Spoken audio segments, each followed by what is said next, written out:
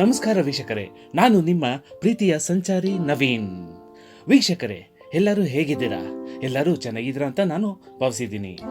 ಸುಮಾರು ದಿವಸದಿಂದ ನಾನು ಯಾವುದೇ ವಿಡಿಯೋಗಳನ್ನ ಹಾಕಿರಲಿಲ್ಲ. ಅದಕ್ಕೆ ಕಾರಣ AI. ಈ AI ಉಪಯೋಗಿಸ್ಕೊಂಡು ಮುಂದೆ ಬರುವಂಥ ವಿಡಿಯೋಗಳನ್ನ ನಾನು ಮಾಡೋಣ ಅಂತ ಇದ್ದೀನಿ. ಅದಕ್ಕೆ ಅದ್ರ ಬಗ್ಗೆ ಒಂದು ಸ್ವಲ್ಪ ಸಂಶೋಧನೆ ಮಾಡ್ತಾ ಇದ್ದೆ. ಹಾಗಾಗಿ ನಾನು ಇಷ್ಟು ದಿವಸ ವಿಡಿಯೋಗಳನ್ನ ಹಾಕಿರಲಿಲ್ಲ. ವೀಕ್ಷಕರೇ, ಮುಂದೆ ಬರುವಂಥ ವಿಡಿಯೋಗಳೆಲ್ಲ AI ಅಂದರೆ ಆರ್ಟಿಫಿಷಿಯಲ್ ಇಂಟೆಲಿಜೆಂಟ್.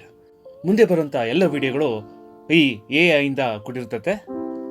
ಅದೇ ಥರ ಇವತ್ತಿನ ಒಂದು ಸಣ್ಣ ಕಥೆನ ನಾನೇ ಬರೆದಿರೋಂಥ ಕತೆ, ಅದನ್ನು AI ಇಮೇಜ್ನ ಯೂಸ್ ಮಾಡಿಕೊಂಡು ಆ ಕಥೆನ ನಿಮಗೆ ಪ್ರಸ್ತುತಪಡಿಸ್ತಾ ಇದ್ದೀನಿ. ಹಾಗೆ ನನ್ನ ನೆಚ್ಚಿನ ಎಲ್ಲ ವೀಕ್ಷಕರೇ, ನನ್ನ ಈ ಚಾನಲ್ನ ದಯವಿಟ್ಟು ಸಬ್ಸ್ಕ್ರೈಬ್ ಮಾಡ್ಕೊಳ್ಳಿಲ್ಲ ಅಂದರೆ ಸಬ್ಸ್ಕ್ರೈಬ್ ಮಾಡ್ಕೊಳ್ಳಿ. ವಿಡಿಯೋನ ನೋಡಿ, ವಿಡಿಯೋ ನೋಡಾದ್ಮೇಲೆ ಇಷ್ಟ ಆದರೆ ಲೈಕ್ ಮಾಡಿ, ಶೇರ್ ಮಾಡಿ, ಕಾಮೆಂಟ್ ಮಾಡಿ. ನೀವು ಮಾಡುವ ಲೈಕ್ಸು, ಕಾಮೆಂಟ್ಸು ಮುಂದೆ ನನಗೆ ಇನ್ನೂ ಒಳ್ಳೆ ವಿಡಿಯೋ ಮಾಡೋಕ್ಕೆ ನನಗೆ ಉತ್ತೇಜನ ಸಿಗುತ್ತೆ. ನನಗೆ ನೀವೆಲ್ಲ ತುಂಬ ಸಪೋರ್ಟ್ ಮಾಡ್ತೀರಾ ಅಂತ ನಾನು ಅಂದ್ಕೊಂಡಿದ್ದೀನಿ. ಹಾಗೆ ಸಪೋರ್ಟ್ ಮಾಡ್ತೀರಾ ಅಂತ ನಂಬೂ ಇದ್ದೀನಿ. ಹಾಗಾದರೆ ಸ್ಟೋರಿ ಕಡೆ ಹೊರಟ್ಬಿಡೋಣ, ಬನ್ನಿ. ಪ್ರಾಚೀನ ಕಾಲದ ಒಂದು ಊರು. ಆ ಊರಿನ ಪಕ್ಕನೇ ಒಂದು ಚಿಕ್ಕದಾದ ಕಾಡು. ಆ ಕಾಡಿನ ಮಧ್ಯದಲ್ಲೇ ಒಂದು ಸಣ್ಣದಾದ ಕುಟೀರ. ಆ ಕುಟೀರದಲ್ಲಿ ಸಾಧು ಹಾಗೆ ಸಂತನಂತೆ ಕಾಣುವ ಒಬ್ಬ ಗುರು. ಆ ಗುರು 7 ಜನ ಮಕ್ಕಳಿಗೆ ಪಾಠ ವಿದ್ಯಾಭ್ಯಾಸವನ್ನು ಕಲಿಸ್ತಾ ಇರ್ತಾನೆ. ಈ ಮಧ್ಯದಲ್ಲಿ ಒಂದು ಊರಿನಿಂದ ಮತ್ತೊಂದು ಊರಿಗೆ ವ್ಯಾಪಾರ ಮಾಡಲೆಂದು ಓಡಾಡುವ ಒಬ್ಬ ವ್ಯಾಪಾರಿ ಮುಂದೆ ಹೋಗಬೇಕಾಗಿದ್ದ ಅವನ ಊರಿನ ರಸ್ತೆಯನ್ನು ಮರೆತು ಅದೇ ಕಾಡಿನಲ್ಲಿ ಅಲೆದಾಡ್ತಾ ಇರ್ತಾನೆ. ಆಗ ಅವನ ಕಣ್ಣಿಗೆ ಬಿದ್ದಿದ್ದೇ ಈ ಕುಟೀರ. ಒಂದು ಕ್ಷಣನೂ ಯೋಚನೆ ಮಾಡದೆ ನೇರವಾಗಿ ಆ ಕುಟೀರದ ಕಡೆ ಹೊರಟ್ಬಿಡ್ತಾನೆ. ನೇರವಾಗಿ ಆ ಗುರುಗಳ ಹತ್ರ ಬಂದಂಥ ವ್ಯಾಪಾರಿ ಗುರುಗಳಿಗೆ ನಮಸ್ಕರಿಸಿ, ಗುರುಗಳೇ, ನಾನೊಬ್ಬ ವ್ಯಾಪಾರಿ. ನಾನು ಈ ಕಾಡಿನ ಮುಖಾಂತರ ಮುಂದಿನ ಊರಿಗೆ ಹೋಗಬೇಕಾಯಿತು. ಆದರೆ ನಾನು ದಾರಿ ತಪ್ಪಿದ್ದೇನೆ. ಹಾಗಾಗಿ ಗುರುಗಳಾದ ನೀವು ನನಗೆ ಸ್ವಲ್ಪ ಮಾರ್ಗದರ್ಶನ ನೀಡಬೇಕು. ಆಗ ಆ ಗುರುಗಳು ಇವನನ್ನು ದಿಟ್ಟಿಸಿ ನೋಡು ವ್ಯಾಪಾರಿ, ಇದೇ ಉತ್ತರ ದಿಕ್ಕಿನಲ್ಲಿ 2 ರಿಂದ 3 ಫರ್ಲಾಂಗ್ ನಡೆದರೆ ನಿನಗೆ ಒಂದು ನದಿ ತೀರ ಸಿಗುತ್ತದೆ.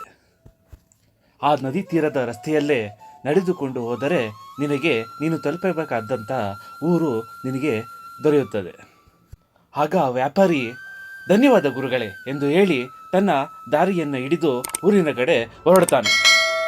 ಹಾಗೋ ಹೀಗೂ ಮುಸ್ಸಂಜೆಯ ಒಳಗಿನೇ ಆ ಊರಿಗೆ ಬಂದು ತಲುಪಿದ ವ್ಯಾಪಾರಿ ತನ್ನ ಸತತ ಪ್ರಯಾಣದಿಂದಾಗಿ ತುಂಬ ಬಳಲಿರ್ತಾನೆ.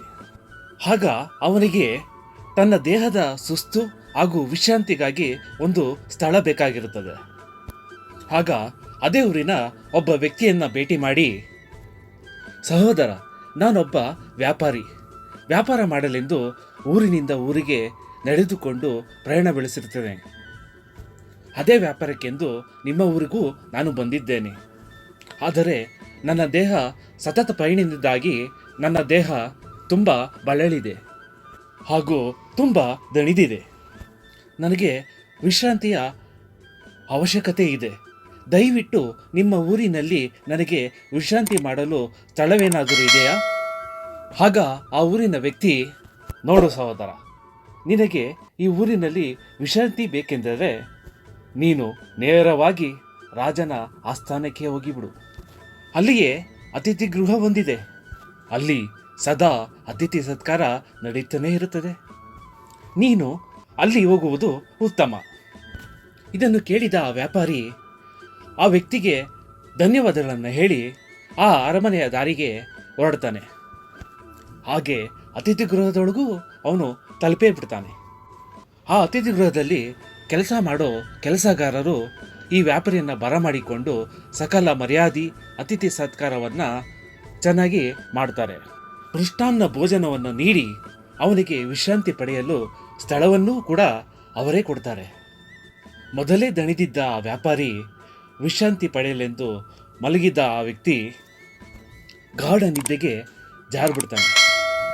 ದೀರ್ಘ ನಿದ್ದೆಗೆ ಜಾರಿದ ಆ ವ್ಯಾಪಾರಿ ಮತ್ತೆ ಮರುದಿನ ಮಧ್ಯಾಹ್ನದ ವೇಳೆಗೆ ಹೇಳ್ತಾನೆ. ತನ್ನ ದಣಿವು ಆಯಾಸ ನಿವಾರಿಸಿಕೊಂಡ ಆ ವ್ಯಾಪಾರಿ ಎದ್ದು ಅರಮನೆಯ ಸುತ್ತ ವಿಹರಿಸಲು ಪ್ರಾರಂಭ ಮಾಡ್ತಾರೆ. ಹಾಗೆ ನಡೆಯುತ್ತಾ ನಡೆಯುತ್ತಾ ಒಂದು ಮೈದಾನಕ್ಕೆ ಬಂದು ತಲುಪ್ತಾನೆ. ಆಗ ಅವನ ಕಣ್ಣಿಗೆ ಶಸ್ತ್ರಾಭ್ಯಾಸ ಮಾಡಿಸುತ್ತಿದ್ದ ಒಬ್ಬ ಗುರು, ಹಾಗೆ ಕಲಿಯುತ್ತಿದ್ದ 7 ಮಕ್ಕಳು. ಸೂಕ್ಷ್ಮವಾಗಿ ಇವರನ್ನು ಗಮನಿಸಿದ ಆ ವ್ಯಾಪಾರಿ, ಓ, ನಾನು ಅರಣ್ಯ ಮಧ್ಯದಲ್ಲಿ ಕಳೆದು ಹೋಗಿದ್ದಾಗ ಇದೇ ಗುರುಗಳು ನನಗೆ ಮಾರ್ಗದರ್ಶನ ನೀಡಿದ್ದು. ಈ 7 ಜನ ಮಕ್ಕಳು ಇವರ ಶಿಷ್ಯಂದ್ರೆ ಇರಬೇಕು. ಶಸ್ತ್ರಾಭ್ಯಾಸ ಕೂಡ ಈ ಗುರುಗಳೇ ಈ ಮಕ್ಕಳಿಗೆ ಕಲಿಸುತ್ತಿರಬಹುದು ಎಂದುಕೊಂಡ ಆ ವ್ಯಕ್ತಿ ಹಿಂತಿರುಗಿ ಅತಿಥಿ ಗೃಹಕ್ಕೆ ತಲುಪ್ತಾನೆ. ಅತಿಥಿ ಗೃಹದಲ್ಲಿ ಸಂಜೆಯ ಭೋಜನ ಹಾಗೂ ಸಕಲ ಸತ್ಕಾರಗಳು ಮತ್ತೆ ಪ್ರಾರಂಭ ಮಾಡ್ತಾರೆ. ಅಷ್ಟೊಂದು ವೈಭವದ ಸತ್ಕಾರವನ್ನು ಕಂಡ ಆ ವ್ಯಾಪಾರಿ ಮನಸ್ಸಿನಲ್ಲೇ ಒಂದು ಆಸಕ್ತಿಯನ್ನು ತುಂಬಿಕೊಳ್ಳುತ್ತಾನೆ. ಅವನ ಮನಸ್ಸಿನಲ್ಲಿ ಹಲವಾರು ಪ್ರಶ್ನೆಗಳು.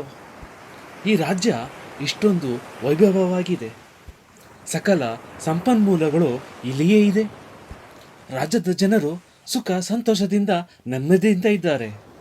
ಈ ಅತಿಥಿ ಸತ್ಕಾರವಂತೂ ತುಂಬ ವೈಭವವಾಗಿದೆ. ಇದಕ್ಕೆಲ್ಲ ಯಾರು ಕಾರಣ? ಸರಿ, ಈ ರಾತ್ರಿ ವಿಶ್ರಾಂತಿ ಪಡೆದು ಮುಂಜಾನೆ ಯಾರನ್ನಾದರೂ ಕೇಳಿದರಾಯಿತು ಎಂದು ಗಾಢ ನಿದ್ರೆಗೆ ಜಾರಿಬಿಡ್ತಾನೆ. ಮತ್ತೆ ಮುಂಜಾನೆ ಎದ್ದ ಆ ವ್ಯಾಪಾರಿ ಅಲ್ಲಿಯೇ ಕೆಲಸ ಮಾಡುತ್ತಿದ್ದ ಒಬ್ಬ ಕೆಲಸಗಾರನನ್ನು ಕರೆದು, ನೋಡಪ್ಪ ತಮ್ಮ, ಇಷ್ಟೊಂದು ಅದ್ಧೂರಿಯಾಗಿ ಹಾಗೂ ಇಷ್ಟೊಂದು ಸೌಕರ್ಯವಾಗಿ ಅತಿಥಿ ಸತ್ಕಾರಗಳನ್ನು ನೀವು ಮಾಡ್ತಾ ಇದ್ದೀರಲ್ಲ, ಇದಕ್ಕೆಲ್ಲ ಕಾರಣ ಯಾರು? ನೋಡಿ ಸ್ವಾಮಿ, ಇದಕ್ಕೆಲ್ಲ ಕಾರಣ ನಮ್ಮ ಪ್ರಭುಗಳು. ಆಗ ಆ ವ್ಯಾಪಾರಿ ಕೇಳ್ತಾನೆ, ನಿಮ್ಮ ಪ್ರಭುಗಳ ಯಾರು? ಆಗ ಆ ಕೆಲಸಗಾರ ಹೇಳ್ತಾನೆ, ಈ ದೇಶದ ಮಹಾಪ್ರಭುಗಳು, ನಮ್ಮ ಮಹಾರಾಜರು. ಆಗ ಆ ವ್ಯಾಪಾರಿ ಮನಸ್ಸಿನಲ್ಲಿ ಇನ್ನಷ್ಟು ಆಸಕ್ತಿ ಹೆಚ್ಚಾಗುತ್ತದೆ. ಕೆಲಸಗಾರನನ್ನ ಕೇಳ್ತಾನೆ, ನಿಮ್ಮ ಮಹಾರಾಜರು ಎಲ್ಲಿ ಸಿಗ್ತಾರೆ? ಕೆಲಸಗಾರ ಹೇಳ್ತಾನೆ, ಆಸ್ಥಾನದಲ್ಲಿ. ಆ ಆಸ್ಥಾನದಲ್ಲಿ ಪ್ರತಿದಿನ ಸಂಜೆ ಸಭೆ ನಡೆಯುತ್ತದೆ. ಆ ಸಭೆಗೆ ಎಲ್ಲರಿಗೂ ಅವಕಾಶ ಇರುತ್ತದೆ. ಆಗ ನೀವು ಹೋಗಿ ನಮ್ಮ ಮಹಾಪ್ರಭುಗಳನ್ನು ಭೇಟಿಯಾಗ್ಬೋದು. ಸರಿ ಗೆಳೆಯ, ನಿನಗೆ ನನ್ನ ಧನ್ಯವಾದಗಳು ಎಂದು ಹೇಳಿ ಆ ವ್ಯಾಪಾರಿ ಸಂಜೆಗೆ ಆಸ್ಥಾನಕ್ಕೆ ಹೋಗಲು ಸಜ್ಜಾಗ್ತಾನೆ. ಹಾಗೆ ಸಂಜೆಯೂ ಆಯಿತು. ಹಾಗೆ ಸಭೆಯೊಳಗೂ ಪ್ರವೇಶ ಮಾಡ್ತಾನೆ. ಸಭೆಯ ಸುತ್ತಲೂ ನೋಡಲು ಪ್ರಾರಂಭ ಮಾಡ್ತಾನೆ.